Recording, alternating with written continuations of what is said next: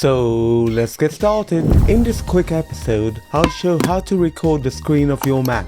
Press these keys together, Shift, Command, 5 to use Screenshot toolbar. Click X or press Escape to cancel. From the on-screen controls, click Options to choose Save to Locations to have a 5 or 10 seconds countdown timer with cancel option. Connect an external or use an internal microphone for voiceover, and additional options to show floating thumbnail when recording is stopped. Remember last selection when the screenshot toolbar was last opened, and whether or not to show mouse clicks in your recording. Click the button shown here to record the entire screen. Move and click the camera icon on the display if you have multiple displays to begin recording. If no display is selected, you're given the choice to choose which display to record. To record a portion of the screen, click on the button here. Move and resize the portion of the screen to record. Then click the record button. To stop recording, click the stop button in the menu bar or press Command Control Escape.